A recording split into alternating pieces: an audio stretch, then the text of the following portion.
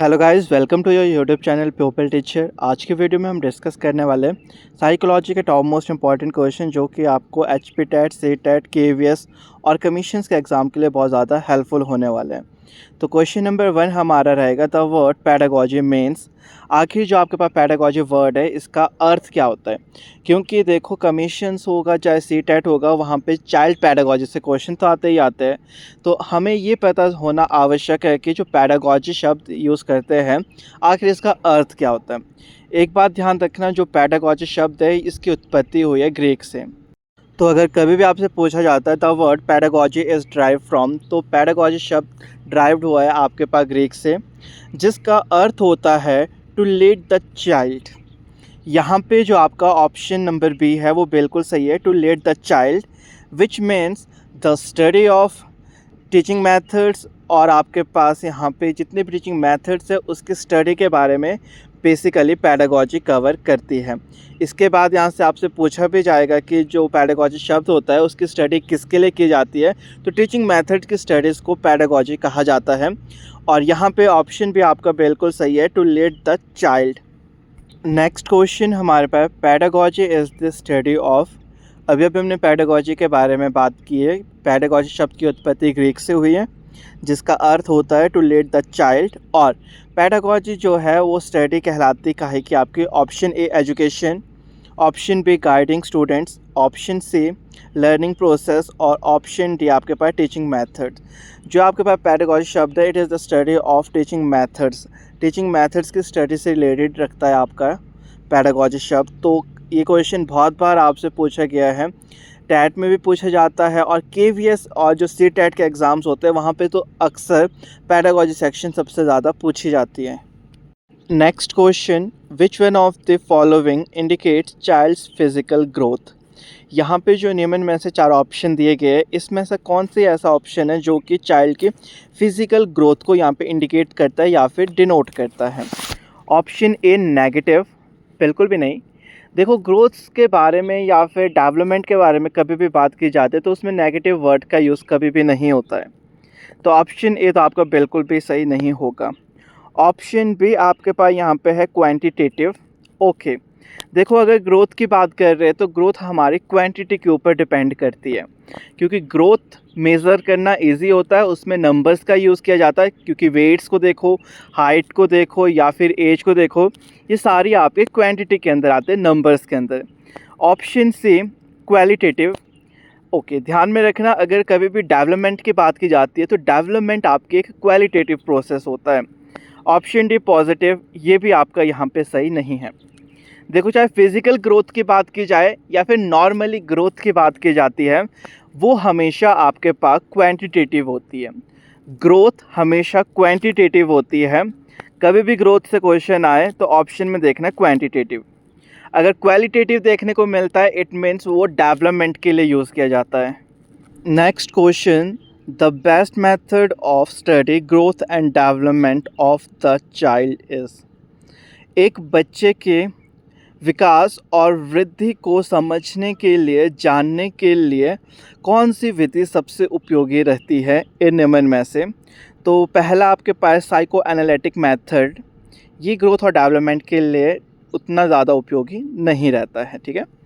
Option भी आपके पास है यहाँ पे कंपैरेटिव मेथड, किसी को कंपेयर करना, ये वाला मेथड कभी भी ग्रोथ एंड डेवलपमेंट के लिए बेस्ट मेथड नहीं माना जाता है। एज अ टीचर या फिर कभी भी आपसे पैडागॉजी टाइप क्वेश्चंस पूछे जाते हैं तो उसमें कभी भी कॉम्पिटिटिव या फिर कंपटीशन की भावना के बारे में अगर बात की जाती है तो वो आपका सही नहीं माना जाता। हमने कभी भी किसी भी बच्चे के बीच कोई कॉम्पिटिटिव नहीं रखना या फिर उनके बीच कोई भी डिस्क्रिमिनेशन नहीं करना है। ऑप्शन सी आपके पास डेवलपमेंट मेथड है और ऑप्शन डी आपके पास स्टैटिकल मेथड। तो यहाँ पे आपका ऑप्शन डी बिल्कुल सही है। जो ग्रोथ और डेवलपमेंट है एक बच्चे की, अगर उसके बारे में आपने अच्छे से जानना है तो उसके लिए सबसे बेस्ट मेथड रहता है आपके पास डेवलपमेंटल मेथड, यानी कि option number C. Okay, next question शुरू करने से पहले एक इम्पॉर्टेंट इन्फॉर्मेशन आपको देनी थी। अगर आप में से कोई भी जेबीटी बैच को ज्वाइन करना चाहता है 2025 के लिए तो उसकी ऑनलाइन क्लासेस आपकी 15 जनवरी से शुरू हो जाएगी। लास्ट डेट आपके पास 15 जनवरी है, तब तक आप अपनी सीट्स को बुक करवा सकते हो। बैच को अगर आप ज्वाइन करते हो तो बैच में आपको नोट्स और पीडीएफ्स मिलेंगे, साथ ही साथ बैच में आपके ऑनलाइन क्लासेस होगी गूगल मीट ऐप के ऊपर। अगर आप में से कोई भी ज्वाइन करना चाहता है तो मेरा व्हाट्सएप नंबर आपको स्क्रीन पे दिख रहा है। और क्लासेस की अगर हम टाइमिंग की बात करें तो क्लास का टाइमिंग आपका हमेशा इवनिंग सेक्शन रहेगा। और अगर बैच की टोटल फ़ीस बात करें तो वो आपकी 550 है। अगर जो बैच की फ़ीस है आपकी, ये आपकी रहती है 15 जनवरी से लेकर मई तक। मई तक हम आपको पूरा का पूरा जितना भी आपका कॉन्सेप्ट रहता है टैट का वो करवा देंगे। और अगर आप अभी वाले बैच को ज्वाइन करते हो तो इसमें आपको जो बेनिफिट्स मिलते हैं, आपको मैथ सेक्शन और जो इंग्लिश सेक्शन है इसकी रिवीजन क्लासेस भी करवाई जाएगी, जो कि आपके लिए बहुत ज़्यादा हेल्पफुल रहेगी। क्योंकि मैथ्स जो एक बार करवाया गया है उसको दोबारा से आपको रिपीट करवाएंगे, और जो इंग्लिश सेक्शन आपको करवाया जाएगा उसको भी दोबारा से रिपीट करवाया जाएगा। अब अगर हम बात करते हैं मेन सब्जेक्ट आपके ऑनलाइन क्लासेस के क्या रहने वाले हैं, तो साइकोलॉजी सेक्शन रहेगा आपका। नेक्स्ट आपके पास इंग्लिश सेक्शन रहेगा, हिंदी सेक्शन, मैथ सेक्शन और साइंस सेक्शन। इन सेक्शन की ऑनलाइन क्लासेस होएगी आपकी गूगल मीट ऐप के ऊपर, इवनिंग के टाइम होएगी 6 PM के बाद।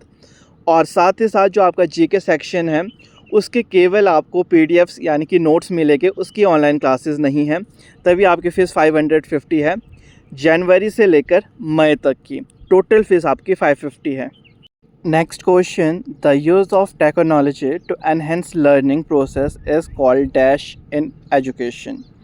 देखो, जब आप कोई टेक्नोलॉजी का यूज़ करते हो लर्निंग प्रोसेस को एनहेंस करने के लिए, इफ़ेक्टिव बनाने के लिए, तो एजुकेशन सिस्टम में उसको किस नाम से जाना जाता है? तो आपका सही ऑप्शन है आईसीटी। ठीक है, आपने पढ़ा भी होगा, पेडागॉजी आपके पास एक बुक रहती है जिसमें कि आपको टीचिंग मेथड्स के बारे में बताया गया होगा, करिकुलम के बारे में बताया गया होगा और साथ ही साथ आईसीटी के बारे में भी बताया गया था। तो कभी भी आपसे पूछा जाता है, ठीक है, अपनी टीचिंग लर्निंग प्रोसेस को एनहेंस करने के लिए, उसको इफ़ेक्टिव बनाने के लिए अगर आप कोई भी टेक्नोलॉजी का यूज़ करते हो एजुकेशन सिस्टम में, तो उसको किस नाम से जाना जाएगा? तो वो आपका आईसीटी रहेगा, यानी कि ऑप्शन नंबर भी आपका बिल्कुल सही है। Next question, which of the following is not the tool for formative assessment in scholastic domain. देखो, जो आपकी इवैल्यूएशन होती है वो कॉन्टिन्यूस और कॉम्प्रिहेंसिव फॉर्मेट में होती है। अगर हम कॉन्टिन्यूस की बात करें उसके दो पार्ट्स है कि फॉर्मेटिव, एक है आपके पास सुमेटिव असेसमेंट। अब अगर फॉर्मेटिव की बात करें तो उसके टूल्स भी बहुत सारे हैं। सुमेटिव असेसमेंट है, उसको जज करने के भी टूल्स अलग अलग है। बट आपको बताना कि निम्न में से कौन सा टूल यहाँ पे फॉर्मेटिव का नहीं है। तो अगर इस क्वेश्चन के सही ऑप्शन की बात करें तो यहाँ पे आपका सही ऑप्शन है option number C, projects. Projects आपके फॉर्मेटिव असेसमेंट के टूल के अंडर नहीं आते। अगर यहाँ बात करते हैं कम्युनिकेशन स्किल्स के बारे में, ठीक है, ये आपका बिल्कुल सही है।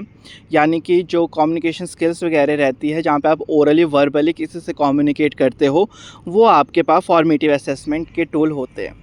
अब देखो, जो फॉर्मेटिव असेसमेंट होते हैं ये होती है आपकी डेली की असेसमेंट होना, चाहे इसमें मंथली टेस्ट आपके आ जाए, ओरल टेस्ट आ जाए, रिटन टेस्ट आ जाए, आपकी कम्युनिकेशन स्किल जजमेंट की जाए, ये सारी आपके फॉर्मेटिव के अंदर रहती है। अब जो एमसीक्यूज क्वेश्चन है ये भी आपके फॉर्मेटिव असेसमेंट का ही टूल है, क्योंकि जब भी आपके पास कभी भी इवैल्यूएशन की बात की जाती है तो maximum time MCQs type questions वहाँ पे आपसे पूछे जाते हैं, तो ये भी आपका फॉर्मेटिव का है। अगर हम प्रोजेक्ट्स की बात करें तो प्रोजेक्ट्स आपका यहाँ पे फॉर्मेटिव का उदाहरण नहीं रहता है। और अगर ऑप्शन डी की बात करें ओरल क्वेश्चंस, ये भी आपके फॉर्मेटिव के। फॉर्मेटिव की बात ये याद रखना आपने, जहाँ पे मैक्सिमम यहाँ पे वर्बली यूज़ किया जाता है, आपका वर्बल क्वेश्चन पूछाते ओरल वे में, ठीक है। और जो ज़्यादातर कहीं पे प्रोजेक्ट्स वर्क होते हैं या हाफ ईयरली एग्ज़ाम्स होते हैं या फाइनल ईयर एग्ज़ाम्स होते हैं, ये आपके सुमेटिव असेसमेंट के अंडर आते हैं। बाकी जो रिटन टेस्ट आपका होता है, ओरल टेस्ट होता है, एमसीक्यूज टाइप क्वेश्चंस होते हैं, ये सारे के सारे आपके फॉर्मेटिव टूल्स के अंडर आते हैं।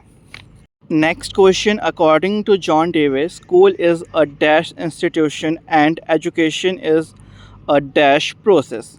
जॉन डेवी के अनुसार जो शिक्षा है वो एक सोशल नीड है, सामाजिक आवश्यकता। जॉन डेवी ने जो एजुकेशन है उसको एक सोशल नीड के बारे में बताया गया है, तो यहाँ पे भी आपका ऑप्शन ए बिल्कुल सही है। According to John Dewey, school is a social institution and education is a social process. सामाजिक प्रक्रिया के ऊपर जॉन डेवे ने ज़्यादा स्ट्रेस दिया है। इनके अनुसार जो शिक्षा है, जो एजुकेशन है, वो एक सोशल नीड है, सोसाइटी की आवश्यकता है, समाज की आवश्यकता है। Next question, special education is related to. देखो, जो आपके पास स्पेशल एजुकेशन स्कूल्स में प्रोवाइड करवाई जाती है, आखिर उसका संबंध किसके साथ रहता है? ऑप्शन ए है एजुकेशन फॉर टैलेंटेड स्टूडेंट्स, जो कि यहाँ बिल्कुल सही नहीं है। स्पेशल एजुकेशन केवल और केवल टैलेंटेड चिल्ड्रंस के लिए नहीं दे जाते, ठीक है। जो टैलेंटेड चिल्ड्रंस होते हैं इन सबको नॉर्मल एजुकेशन दी जाती है, नॉर्मल एजुकेशन सिस्टम, यानी कि इंक्लूसिव एजुकेशन। ऑप्शन बी है educational program for disable.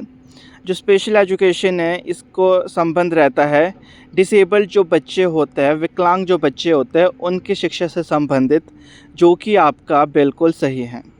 Special education जो सिस्टम है इसका संबंध रहता है डिसेबल्ड चिल्ड्रंस के लिए, जो कि आपके पास ऐसे बच्चे होते हैं जो फिज़िकली या मेंटली या सोशली या इमोशनली डिसेबल्ड होते हैं, तो उनके लिए स्पेशल एजुकेशन को दिया जाता है।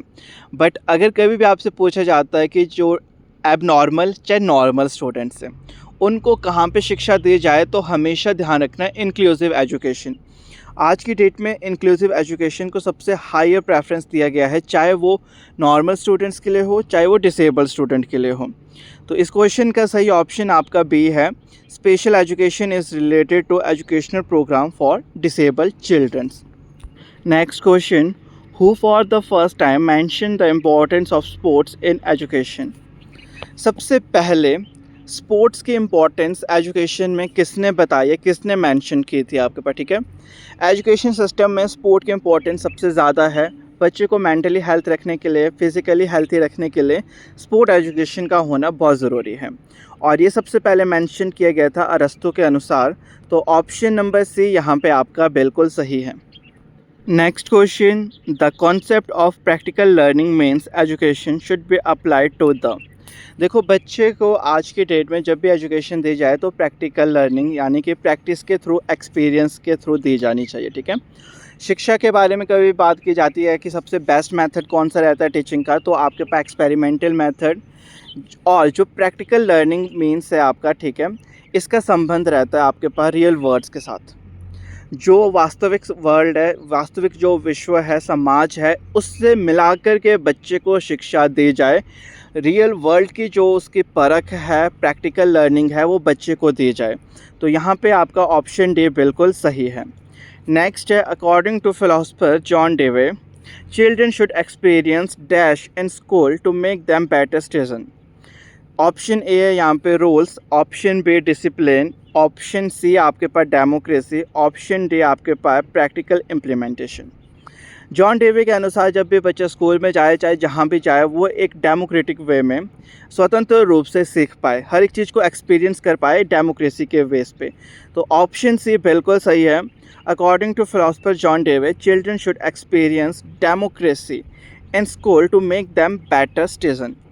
तो आज की क्लास में बस इतना ही। आई होप कि आज की वीडियो आप सबके लिए हेल्पफुल रही होगी। बाकी अगर वीडियो अच्छी लगे तो वीडियो को लाइक शेयर कर देना, और अगर आप चैनल पे नए हैं तो चैनल को भी सब्सक्राइब कर देना, क्योंकि इस चैनल पे आपको HP टेट से टेट KVS के एग्ज़ाम के प्रेपरेशन करवा दी जाएगी। तो मिलते हैं अपनी नेक्स्ट वीडियो में एक नए टॉपिक के साथ।